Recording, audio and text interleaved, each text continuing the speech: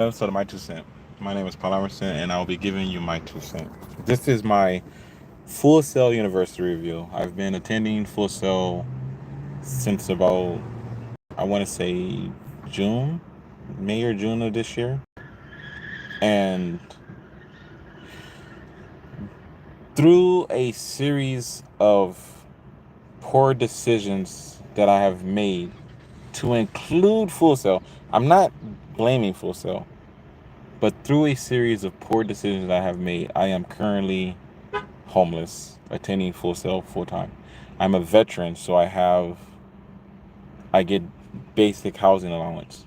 But I want to get out of my situation of being told that I can't rent because I have an eviction on my record than just trying to rent. So I'm working and saving and trying to balance everything so that I can get from where I am to where I need to be. Since I've been down here, I have been repeatedly harassed by Full Sail security in the Orange County Police Department in the state of Florida. And they go out of their way to pretend like they are not actively engaged in the harassment of me and constantly pretend like they don't know who I am or what's going on or anything like that. Like for the last 4 or 5 months, I've been dealing with this. They literally just took my parking ticket, because I had a tag that allowed me to park on their property. They just took that from me, and they just took my Full Sail ID. And I have, just so you know, I'm not making this shit up. Here is the other ID that have multiples. They've constantly gone out of their way to engage in discrimination against the homeless in the school. And the problem that I have is that I understand that you don't want homeless people on the property, but you should be able to make the distinction between the regular homeless people and me. Like, I need to go to school to get a check. I'm supposed to get $2,300 every month for attending school if I attend, right? But they tried to arrest me for confronting an officer that was harassing me with his presence, instead of allowing me to just do what I need to do so that I can get what I'm trying to get out of life. So now I can't even physically attend classes because I can't go to the school. If I go to the school now, I'll be officially trespassing. But they get $70,000 a month from VA benefits for me to attend class. I don't think, my personal opinion, and this is the reason why I started my 2 cent, the educational system, whether you believe in racism or not, let's put the racism to the side for a second. The educational system that exists for human beings right now, the way that it is structured, I'm 42, the way that it is structured, it is a conditioning system to make you in compliance with established social norms, right? So you're not going to school for 18 years to learn how to be the best version of yourself or to be a productive member of society. You're going to school for 18 years so that you can be taught how you are going to behave in accordance with what society has decided for you as a young person living in your society. And all of the rules of older people, at the age of 42, the rules that I grew up under were made by people that were my seniors. And I'm supposed to just fall in lines and be in compliance with what I'm told by people that are now dead. The people that are now dead created the conditions that I'm living under in my 40s. And there's going to be a point in time where my generation is going to create the conditions for, if you're at, because my 2 cents supposed to be for adults. So if you're 18 to 21, my generation is creating the conditions that your children will be living under, right?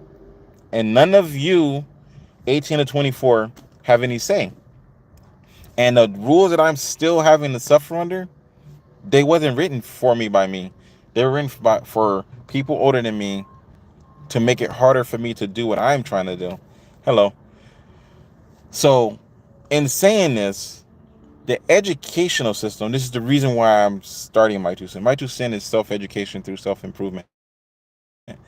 And my experience in Full Sail has shown me that the direction that I'm trying to move in with my 2 cent is necessary, because there's a difference between understanding agriculture and being taught that agriculture was given to humanity by Caucasians, right? Those two don't need to really necessarily be the same thing. There's no need for a teacher to say, if it wasn't for Europeans, we wouldn't be able to farm. If you're in school to learn about farming, you should learn about farming. All human knowledge is universal to all humans. And the extra layer of social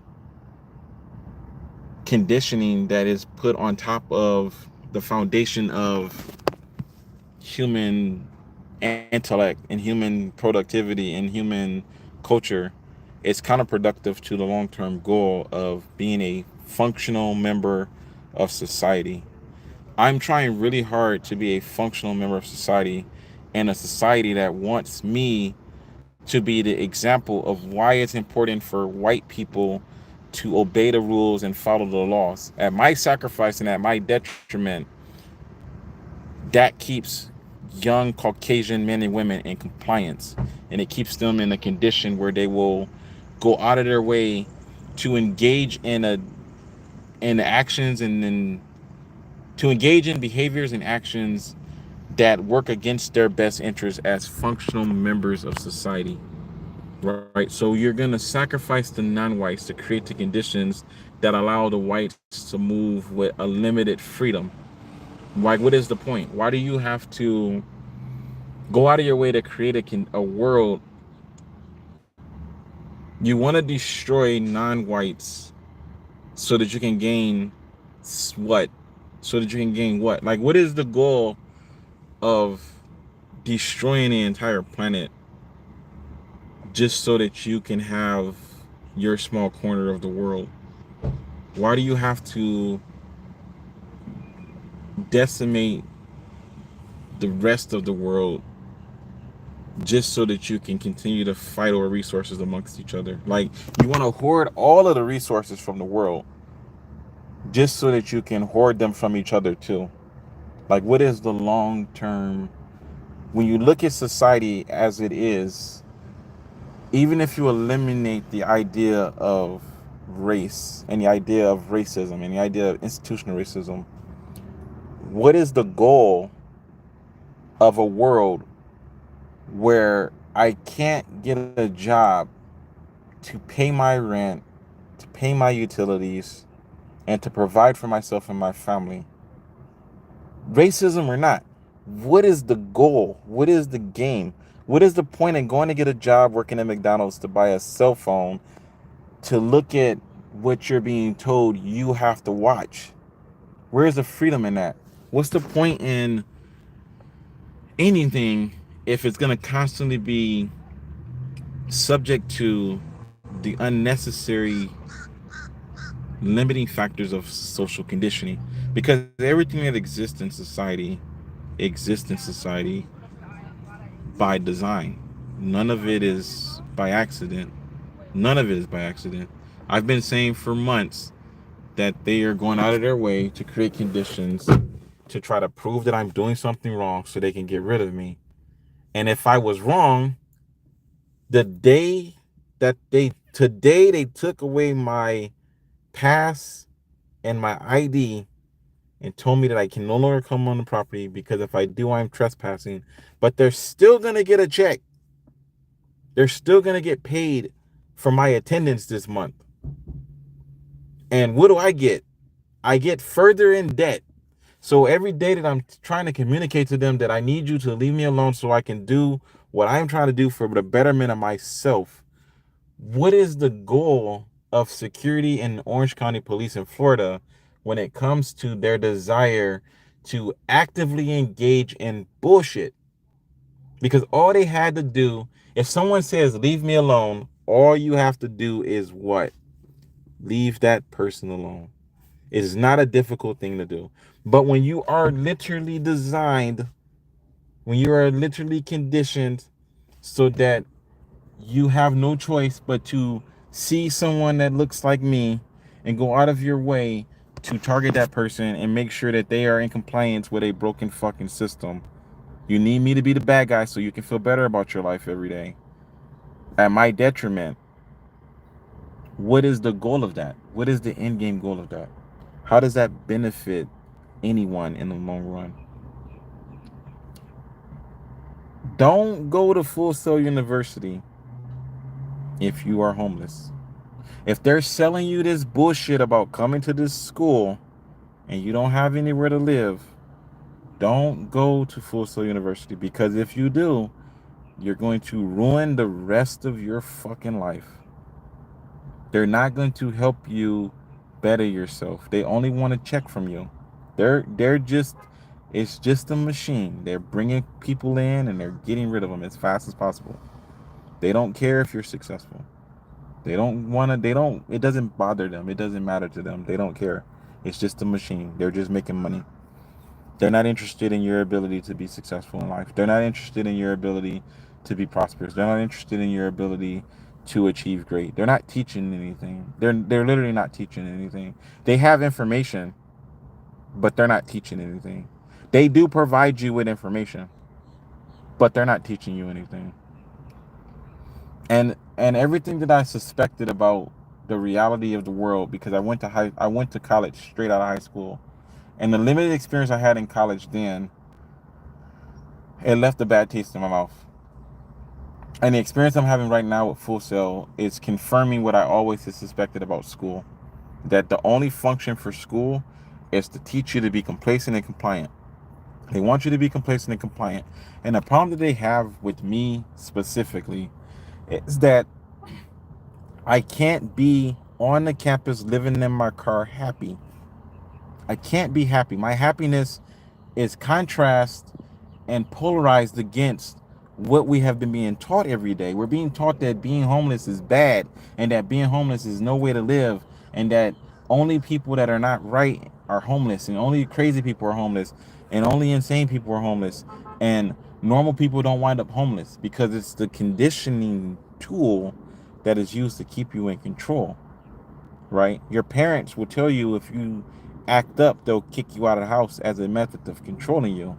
They may or may not, but it's a systematic tool of control. And then when you fall through the cracks and find yourself actually homeless, you feel like, well, it's my fault that I'm in this position. But there's too many people in a civilized society homeless for it to be anyone's individual fault. It is part of the design of our society, and it has become unchecked for a very, very long time.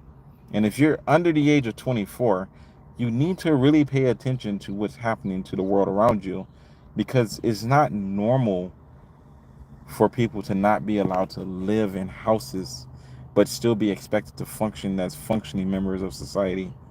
Like, why would you want to go work a job 40 hours a week and sleep in your car at night? What sense does that make? How is that beneficial? How is that functional?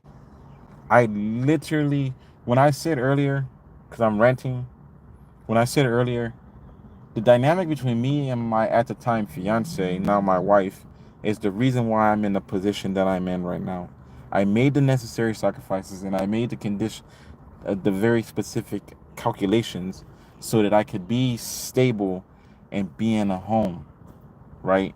And things went south and finances got out of hand because I made decisions that I should not have made. I wasn't smoking crack. I wasn't drinking alcohol. I don't smoke cigarettes. I wasn't buying pornography. I was balancing a lot of different bills and adversities on top of paying child support and having to struggle and gamble with with jobs that are not dependable. But the one condition that is part of that whole dynamic was that the government will give me money for school. And I dropped one of my full-time jobs to go to school online at Full Sail University as a veteran. And what did they do? They told me that I needed to resubmit my paperwork. I quit my job to go to school because I had already been told that I was enrolled and that I could start. And as soon as I tried to apply, as soon as I tried to start actual classes, they said, because I went to Nigeria to get married, and I came back from Nigeria. And when I came back from Nigeria, instead of working the two jobs, I got the one job, and I tried to start college. And they were like, no, we need you to resubmit your paperwork. And I'm like, why do I need to resubmit my paperwork? I'm a veteran. I need to start school right now so that I can collect my BAH to pay my rent. Do you know how much my rent was? My rent was $900 a month. Do you know how much my BAH was? My BAH was $700 to go to school online. My living expense would have been $200 had Full Sail University kept their end of the bargain. But they didn't do that shit. So I had to go back to fucking work. But that put me 2 weeks in the fucking hole. Anybody knows anything about working, if you start a new job, it takes 2 weeks before you can get your first check. So I was 2 weeks in the hole with rent due in 2 weeks.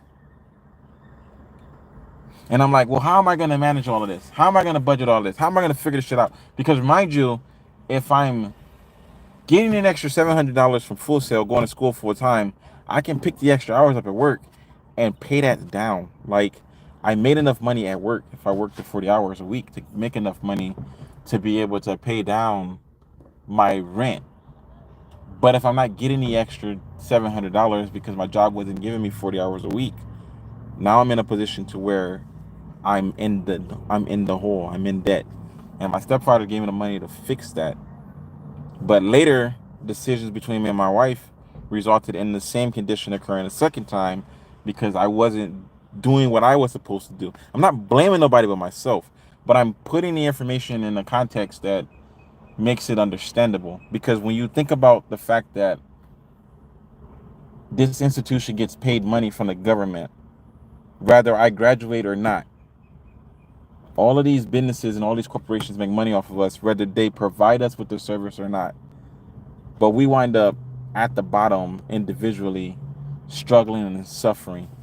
You go to the bank and get a loan to go to school so that you can get the education to start a career, to be underpaid and function under your potential, right?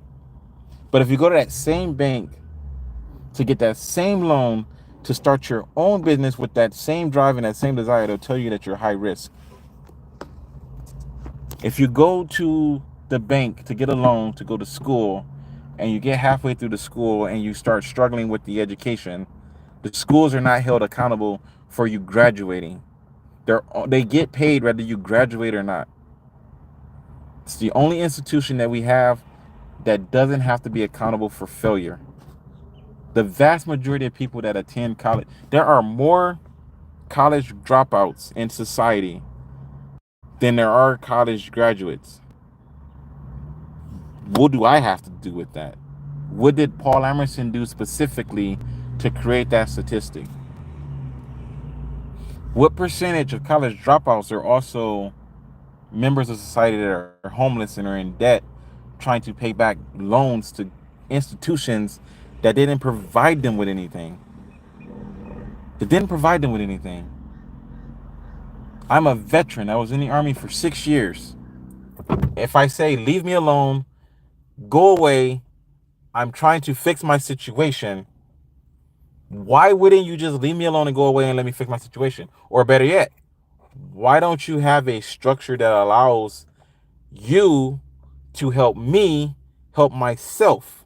All I need is $4,000 or a document that will bypass my eviction so that I can get a place. That's all I need. They don't have any of that. They have none of that. I came down here with enough. I came down here with just enough money to take care of my car. My car broke down. First month's rent security deposit went into the car that I got right now. I bought this car with no job. So if you want to understand the dynamics of my economics, I bought this car with no job. I put cash money down on it, and they gave it to me just on the fact that I was attending school at Full Sail and I get BAH from the government. But the same way that I can buy a car cash down, I can't get an apartment.